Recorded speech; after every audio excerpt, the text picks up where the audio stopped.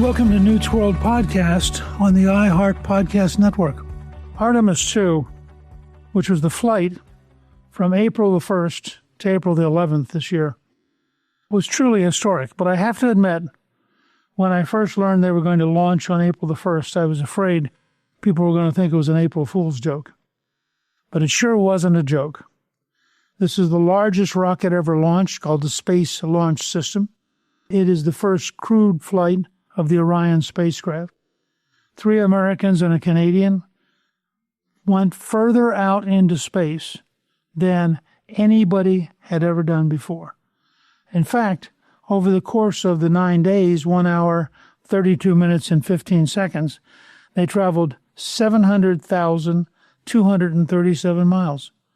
The crew included pilot Victor Glover, mission specialist Christina Koch, mission specialist Jeremy Hansen, and commander Reed Weissman. This is a very important historic moment. For the first time since 1972, Americans were back around the moon. We actually went further into space than ever before. In fact, the folks on Artemis 2 went 252,756 miles from Earth, which was about 4,000 miles more than Apollo 13's original record. I think it's extraordinary. Glover is the first person of color. Koch was the first woman. Weissman was the oldest. And Hansen was the first non-American to orbit the moon. So they are historic figures now, and they have played a real role in taking freedom into space. And I think that's the real meaning of Artemis 2. President Trump had said very clearly in his first term that he wanted America to lead freedom back into the solar system and have America be the leading space power in the world. We have achieved it. It's a great thing. And in the middle of all the noise, all the other things going on, all the clutter, it's useful to take a moment out, look to the skies, and realize that America's back. I think we're never going to leave again. I think we'll now start organizing the moon, and from the moon we will launch to Mars. And over the next 10 years, you will see a dramatic increase in the number of humans in space, and they will overwhelmingly be free people. In fact, they'll overwhelmingly be American. Behind the Space Launch System, which as of today is the largest spaceship ever launched, comes the Starship by Elon Musk and SpaceX. The Starship will be the biggest, most powerful rocket ever built. They have now had 5 test runs. When it is perfected, it will lift 100 tons or 100 people into orbit. It will be reusable, and it will be the beginning of the great age of freedom going into the solar system. I think it's a very exciting time, and despite all the noise, all the problems, all the challenges, I think Artemis 2 is a sign that the future could be amazing. Now, coming up, I'm going to talk with Wayne Cruz about the Competitive Enterprise Institute's annual report entitled 10,000 Commandments 2026, which is about our record federal spending and regulatory burdens. You're going to find Wayne fascinating. That's next.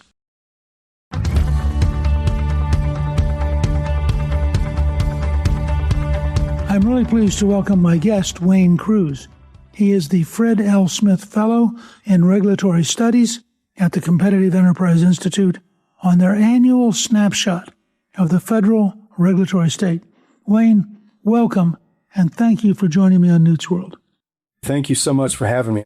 Wayne, you make this interesting point that when government spending goes up, regulation tends to rise with it. What's the connection there? Why do those two things seem to move together? That's absolutely the case. I think we've had an administrative state now for over 100 years, and some of the biggest reforms of that actually happened when you were in charge and enacted some of the key regulatory reform measures that I hope we can get to. But I'll tell you, the big problem that's occurred lately is even though there are over 3,000 rules and regulations that are pumping out of the federal agencies like chocolate bunnies, Trump has dropped those significantly. But we are now in a post-COVID era. We had the CARES Act, the CHIPS and Science Law, the inflation law, all of the massive spending measures that are already hyper-regulatory before the regulators even pick up the first pen. So when we're talking about a federal budget, the CBO just put out its new data, and the federal budget now is $7 trillion in a non-crisis era. We're not in COVID or the financial meltdown or 9/11. So we've got this huge spending state that is also regulatory at the same time. And one of the things that's a big concern is not just these conventional rules and regulations that are pouring out, but agencies now are tending to govern with guidance documents and so forth that I think are really, really important for us to address in the next stage of reforms. That's a quick burst on that. The amount of red tape and the amount of power that red tape gives to the bureaucracy is a really fundamental change from the American tradition. Absolutely, it is. I'd love a federal government that picks a national bird and apart from that, mostly leaves us alone. We've come a long way from a limited government situation. I ran across your VHS, your Renewing American Civilization VHS the other day when we were downstate for Easter, and I've got those mint conditioned for the kids. But government is a certain thing. It's a force-wielding institution. It's good at certain things, but it's not good at picking winners and losers in markets. It's not good at setting prices. It's not good at energy conservation. It's not necessarily good at financial regulation. So the important thing to do, I think, for conservatives or small L libertarian types, when we say we don't want this regulation, it doesn't mean no regulation. No regulation is never your choice. Your choice is always going to be between political disciplines and competitive disciplines. And I tend to think that when we revisit the regulatory state, we tried to do the REINS Act and some other reforms last year, but if we can revisit the regulatory state, we've got to make the point that just because you don't have a government agency involved doesn't mean you don't get regulation. Because think about it this way. A private company has got upstream business suppliers, downstream business customers, consumers, Wall Street, the media. All sorts of forces are arrayed against companies that misbehave. But when you replace that with just baseline regulation, you're not helping the economy necessarily, but you're not even necessarily helping health and safety. I always joke that, all tainted meat was approved by the USDA. So when we say that we don't want regulation or we don't want overregulation, it doesn't mean you don't have regulation, because in a free enterprise system, you absolutely do. And with some of those reforms that were done in the 90s that we're trying to re-up now, like small business regulatory relief, unfunded mandates relief, beefing up Congressional Review Act and things like that. It's time to take into account that we're pumping out all of these rules and regulations in energy, environment, labor, and so forth, and we're not necessarily protecting the public. So that's sort of the purpose of this report. I'd mentioned the $7 trillion CBO budget. But the thing is, you can look up the historical tables of the budget and see exactly what the federal government's doing. But that's not the case with the regulations. So that's why I do this report like 10,000 Commandments. And this is the 30th anniversary edition. So I tell all my colleagues they're getting old. That's wild. What first got you to do this? Well, I was studying economics at George Mason University. I've been to William & Mary to do an MBA, and I wanted to work in banking or finance or something like that. And I got on these mailing lists of these Institute for Humane Studies, Cato Institute, these libertarian organizations. And I got intrigued. I went to some of their summer seminars and I saw these professors where I was interested in business, but I saw these professors not just interested in the business, but they were defending the entire system that makes business and wealth and prosperity possible. So it fascinated me. And I came to George Mason to study economics. I had the opportunity to study under James Buchanan, who got the Nobel Prize. I got to about the master's degree level, dropped out and bought a house, got married. I went to work on the Hill. I worked for Senator Phil Gramm back when he said, this Hillary care is going to pass over my cold, dead political body. I had a great time working on the Hill, but just before I did that, I went to another free market organization working on kind of free market environmentalism, but think about it more as private conservation. Like environmental amenities need to be brought into the market, into the voluntary sector too, in order for them to be preserved. That's another area where regulation backfires. So I got interested in that. And in my work, in my studies in public choice, we were looking at the effect of the legislature on the growth of government, the effect of judiciary on the growth of government. And I got interested in agencies and their effect on the growth of government. And so that's why I started tracking costs of regulations, where we could get rules and Federal Register pages, all those sorts of doodads, and put together the first 10,000 Commandments report. And it's been kind of a fixture ever since, and it gets traction. It used to be in the early days when there actually was some bipartisanship. We would even see stories about 10,000 commandments in the Washington Post business section. But now things are extremely, extremely polarized, and it's very, very difficult to talk regulatory reform. And we saw that in the past year. But, I hope that with a report like this and with always trying to underscore the scope and scale of regulation, that we can get some traction and get some new reforms that beef up what you all did back in the late 1990s. I saw that in October of 2023, the National Association of Manufacturers suggested that regulatory compliance costs $3 trillion a year. That's just compliance. That's right. That's a hidden cost of government. Exactly. I think the costs are actually probably even more. And you might have noticed in those little bullet points at the front, I use a placeholder for the cost of regulation of $2.153 trillion. That's what I have right now. And I've kept it at that level. And the reason is partly because of you and what your colleagues did. You all did the Regulatory Right to Know Act, which required OMB to perform these cost and benefit estimates of regulation. I shouldn't even be writing this report. But what's happened is OMB is supposed to do these annual cost benefit reports, but not just the annual report. They're supposed to do an aggregate estimate. And back in those early days, they did that aggregate estimate, but the left quickly latched on. Public citizens and all jumped on them. And so the OMB and the Small Business Administration backed off ever saying anything else about regulatory costs. So what I've been trying to do in 10,000 Commandments is preserve that core that the Regulatory Right to Know Act came up with, and then get new reforms to boost it and reinforce it. Because what's happened is the aggregate estimate for regulatory costs disappeared. They replaced it with a 10-year estimate for regulatory costs. Now that's disappeared. And so we're left with this, I say, a $2 trillion burden, largely based on government numbers. NAM has come out with an estimate looking at employment cost, environmental cost, energy cost, and so forth, financial regulations, and that $3 trillion.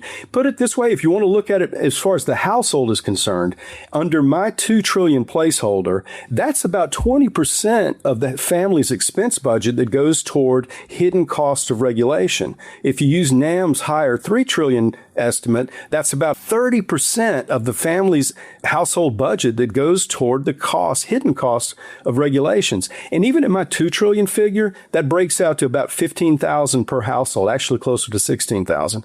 That exceeds every single item in the household budget except for housing. It's more than transportation, clothing, education, savings, all those sorts of things.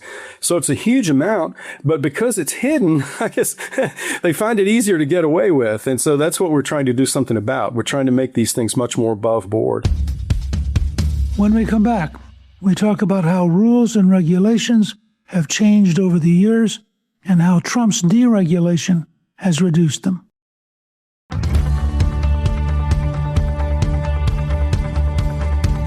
You make this great analogy that if U.S. regulations were an economy, they'd be the world's 11th largest economy, ranking right behind the Russian Federation and ahead of the Korean Republic. To think that that's all regulatory costs. That's not tax cost. That's regulatory costs. That's right. You think of taxation, you're looking at $7 trillion a year of government outlays. The individual income taxes that are collected are about $2.4 trillion. So if you look at it that way, my regulatory cost figure is just under the amount of the entire individual tax burden that you're talking about. So when you talk about regulations, what they really are is a hidden tax. We've got the 2.4 trillion taxes that individual tax filers in the country pay, but the regulatory costs then are $2 trillion on top of that. If you go with a NAM figure, of course, the figures are even more startling. But corporate income taxes, for example, are only around $500 billion. Regulatory costs are 4 times the amount of corporate income taxes, which is incredible. And if corporate pre-tax profits around $4 trillion, regulatory costs, close to half that. You're right. It's a tremendous amount of resources that get diverted. And as I say, I think that the figures that we often use are understated. I mean, there is another estimate apart from the National Association of Manufacturers one that says if we had stopped regulating back in 1980 and frozen things, that the GDP would be $4 trillion a year larger than it is right now. And that study came out several years ago. So there's no good real way to get a hold of it. That's why we call it a hidden tax. And in a certain sense, if you believe the free market economists, the Austrians and so forth, I can't control the economy. I don't know others' internal costs, so you can't actually measure the cost of regulation as such. I mean, this is a great discussion we had when I testified in the House Budget Committee on this problem. And incidentally, that's one of the important things. The House Budget Committee is increasingly taking more of an interest in regulatory costs. So I think that's very, very important to think about for the future when we start getting budget resolutions and we start getting blueprints put out from House Budget Committee and the Republican Study Committee and others, that they don't just look at that spending budget, but also look at the hidden cost of regulations. And that's what we're pushing for quite a bit. Aren't small businesses and small communities like counties, cities, small school boards, aren't they the most impacted because they have the least ability to offload and staff just meeting all the regulatory requirements? Absolutely. And I'm glad you brought this up because it's an excuse for me to jump back on the Small Business Reg Reform Act that you all did. But it's very, very well known that small businesses don't have the resources to comply with regulations. And there's this notion in economics of rent seeking that you may even have large companies that like regulation. Well, like is the wrong word, but they'll support it because it allows them to shut out competitors, raise their prices, and they're better off making peace with the regulatory state. I think there's a lot of concerns about that in the current debate with respect to artificial intelligence, for example, where you're seeing this fusion of business and government that ought not exist. But in dealing with the small business, the Small Business Regulatory Enforcement Fairness Act that was done in 1996, what was so amazing about that time compared to now is when you were Speaker and this act passed, it was extraordinarily bipartisan. The unfunded mandates, like 100 to 0. Small business regulatory relief back then in the Senate was 90 to 0. Even the contentious part that is fought about so much now, the Congressional Review Act, back then, Congressional Review Act, just briefly, it lets Congress just basically veto a regulation, and the president acknowledges the resolution of disapproval. But back then, in the late 90s, you even had Harry Reid and Dale Bumpers getting up on their hind legs in the House and Senate talking about the need for Congress to take back control of the regulatory state and get it out of the hands of these unaccountable regulators. So you have the CRA back then overwhelmingly bipartisan. Unfortunately, it was barely used. After the CRA passed, we had a repetitive motion rule overturned in the Bush administration. And here we are today in 2026. Since the CRA passed, there have been over 110,000 rules and regulations.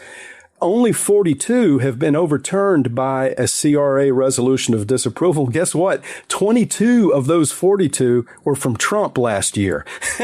Most of the others before that were also from Trump. So it barely got used until we hit the Trump administration. And so it's interesting to see it finally get used. But as you can tell, and, as I'd mentioned about the fusion of spending and regulation, it is the case that we'll have to do something about not just the rules and regulations that get printed and published in the Federal Register, but also the regulatory dark matter. And kind of Trump's got a lot of swampy impulses of his own, tariff issues and things like that, and AI, and of course, the, partial nationalizations of Intel and so forth.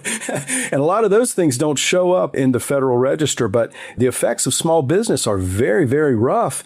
And unfortunately, you said, why do we talk about business and government and spending and regulation kind of in the same breath? Businesses were in Washington in the late 90s aligned with governors and mayors. Everybody was in Washington raising hell about unfunded mandates. But now when the federal government is spending more than $7 trillion, all of the mandates are funded. The left was very, very smart in this way. they broke apart that free market coalition or that free market-ish coalition between small businesses and mayors and governors. When Biden was in power, you had the mayors getting together, but all they were talking about is how they could allocate the Inflation Reduction Act money and so forth. And so all of these huge gargantuan spending bills that already have strings attached that are regulatory, and under Biden, it was DEI and climate and care economy and so on down the line. All of that stuff, if there's a change in power, all of that stuff is coming right back.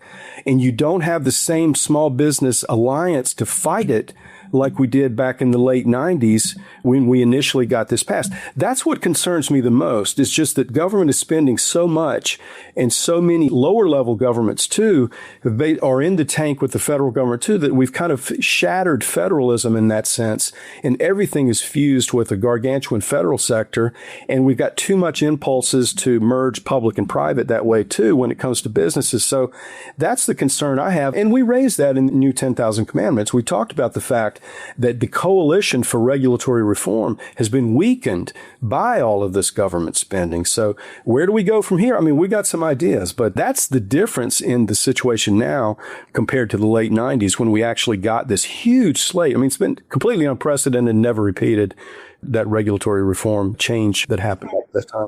One thing I noticed was that apparently the analysis claims that the Transportation Security Administration decision to allow passengers to keep their shoes on is a $25 billion savings.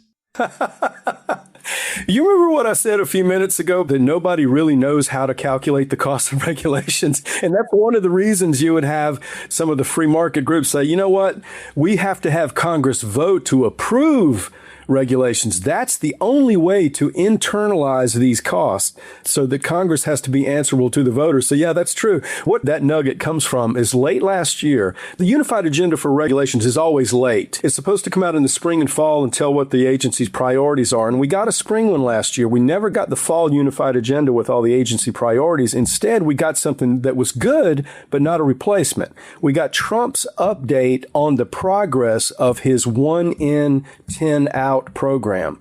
And what Trump and the administration, the White House, claimed is that there were only 5 significant regulatory actions, but there were 636 that were deregulatory. Now, you can't find all those 636 because a lot of it's the regulatory dark matter and guidance documents and so forth that I was talking about. So they ended up with a ratio claimed of 112 out to 1. And I would expect, and maybe we can talk about it again in the near future, I would expect there's going to be a brand new report soon from the administration with an update on the 1 in, 10 out project. And especially they're going to have to do it before America 250, because people have forgotten that DOGE was actually supposed to do a report for America 250. And I think people have forgotten that, and I hope that we see it. But the Trump administration said 1 in, 112 out, but of those rules out, 3 of them account for like 70 or 80% of the savings, right? One of them was a big one. It related to private companies having to disclose information about their officers, things like that. Good small business reform, like we were just talking about. All that claimed savings from leaving your shoes on when you go to the airport, I thought, oh, well, okay, I'll include it in the report, but keeping my shoes on is not deconstructing the administrative state. Coming up, how should we fix the system, and what should Congress do?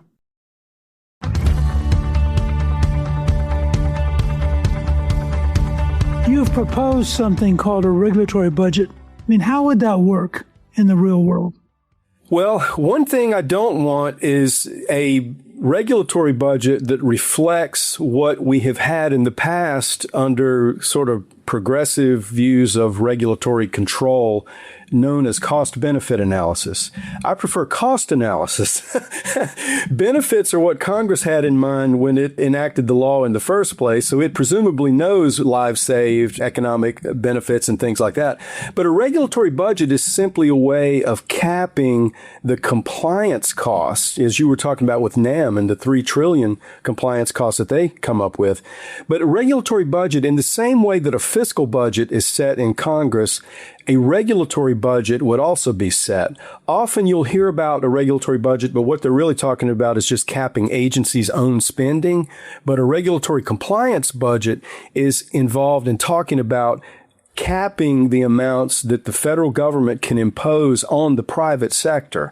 So that is one of the gauges of control. While I support it, I think you got to be really, really careful because the left is very, very good at denying the costs of regulations.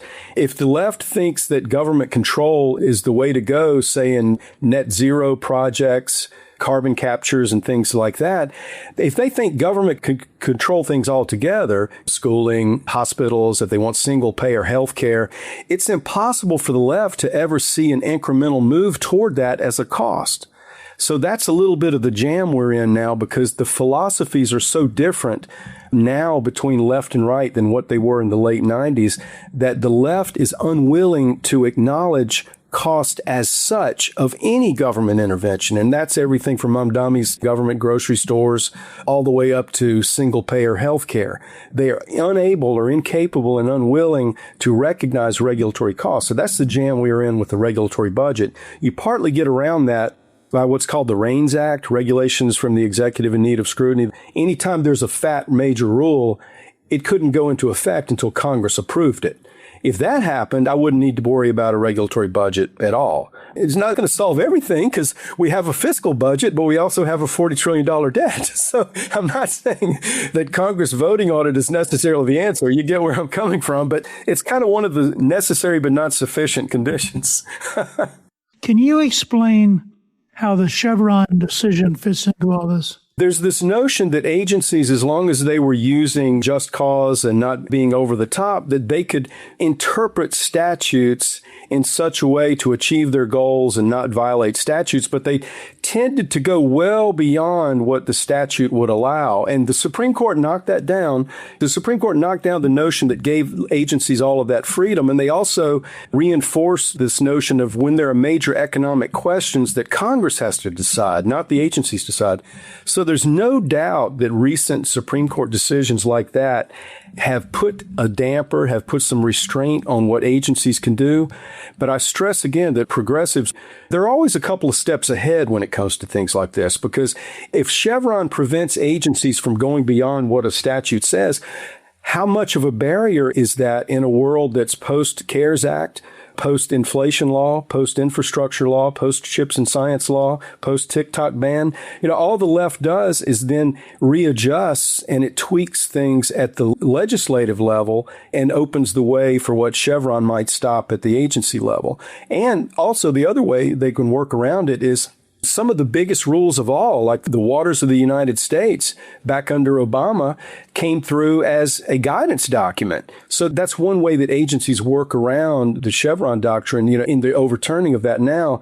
They issue guidance documents. Even the joint employer rule, the franchising rule that came out under Obama, those were administrators' interpretations coming out of the Department of Labor. They weren't even rules that even had so much as the courtesy of notice and comment. So they issue guidance documents, and they've done the same thing with diversity and equity measures. When Biden first came in after the first Trump administration, first thing he did was wiped out all of Trump's deregulatory measures, and he built up, he called it whole of government. That's why sometimes when I hear Trump's cabinet use the term whole of government, I say, no, don't use that term, because Biden was using whole of government measures on equity, on climate, on net zero, on the care economy. So he would have even the financial agencies enforcing climate regulations in terms of what they do. So you see the significance of that. So what if Chevron says you can't go beyond what a statute says? Here you are with financial agencies doing DEI and doing climate rules and things of that sort. The left doesn't care. They're lawless in that sense, and they're going to go ahead and push. And generally, they tend to get a lot of these things upheld. They were very clever that way. By baking in these whole of government measures, you could wipe out the EPA's programs, but then they would just be picked up at the Energy Department, over the Department of Agriculture or Interior Department. So the whole of government notion was very clever, and the Chevron decision change hasn't been enough to roll back progressive advances. They've had 100 years. They've gotten very good.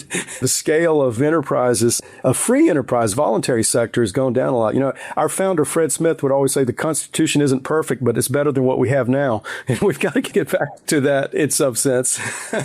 That's actually a great line.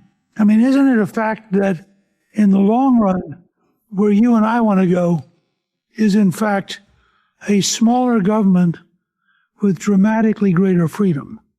Exactly. That's really, really what I'm hoping for. And I think part of our message, and some audiences, even on the left, and I think especially college students, are receptive to it, is just because you think up a regulation, the left is very brilliant at thinking up a value and then naming an agency after it. But just because you think up a regulation doesn't mean you're actually helping the economy or helping the public. You may be undermining those disciplinary measures that go along with new advances. I mean, that's the wonder of free enterprise. It doesn't just create new products and services, but properly in a rule of law system, it also evolves alongside the disciplinary measures that go along with it. Risk management, warranties, professional standards, and government can come along like it potentially can do with these artificial intelligence blueprints, they all call them, with the tech executives all lined up in the Oval Office, and they come up with these ways. Government regulation often tends to indemnify bad behavior, not prevent it. And so part of it is making that distinction that we're not talking about, laissez-faire doesn't mean everybody gets to go out and poison baby food bottles. It means actually that you get more protection than you have now, plus a lot more wealth. And that's the goal. I think that's tremendous. I think it's amazing that you've dedicated so much of your time and so much of your life to this. I want to thank you for joining me. Our listeners can find the 2026 report at CEI.org. And I want to encourage you to just hang in there and keep pitching, because I think we will come around to another cycle of very dramatic reform. And your work will be a significant part of how we do that. Been an absolute delight. Thank you so much for having me. I appreciate you so much thinking of CEI. Thank you for having us.